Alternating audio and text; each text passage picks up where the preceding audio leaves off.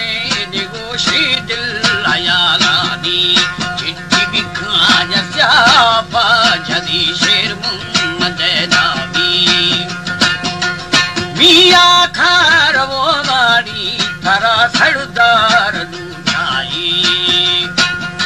थरा शेरं कुशदिए के सर ताजे फरारानी यदि जत्रहा के बीजे लाट या तरफ भी नजर खानी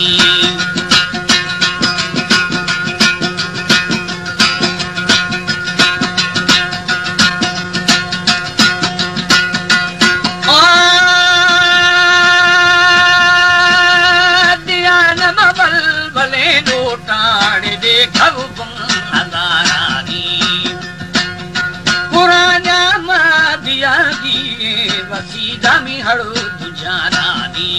गिरगी भी गो बरे आगा ये बरगी भी हमें नानी पुराटे बगा दवे पुष्टा मन शेरम दमे नानी दस्तुगुती रोगिना शुष्टा से पत शेरम दचीठानी कदूती दी मजीद से दाती ये शिरारंग ददा बावी असुरे तिरे वेला छणी जाटे गिलटानी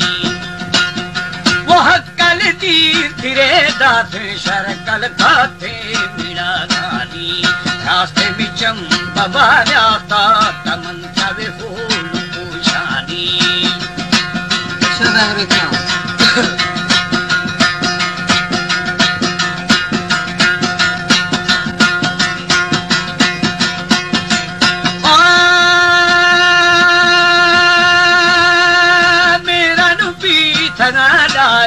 जवी गानो अकेनामी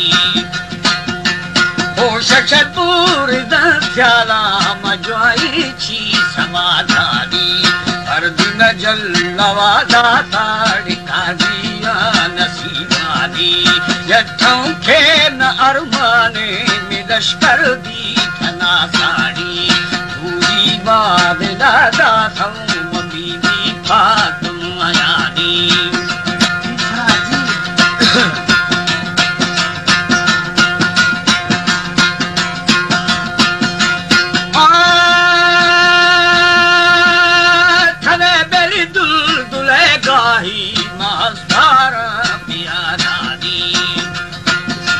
चलती डिब्बी मना पुजे नमा बोहा अद गिरा होती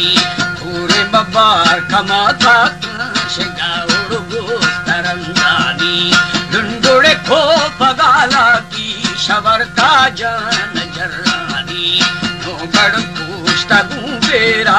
हबीबा बफूल नादानी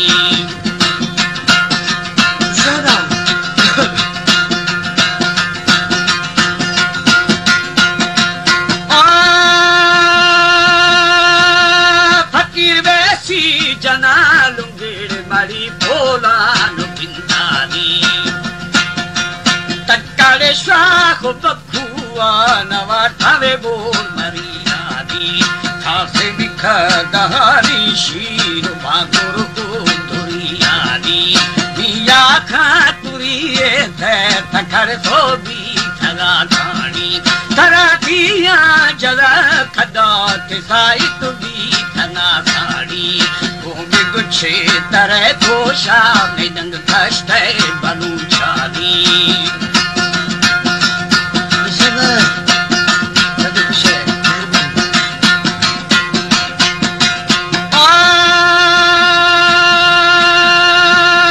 मुसाफिर लंगनी बक्सा नियायती हल्का बेबानी हमा में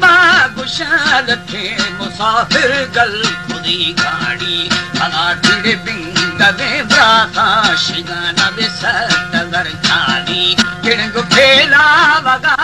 चलम बरिशाइली खोलार दिल गुण बगारानी बिड़ूखे में अल्लड़ो दरगाई राजी जुलावानी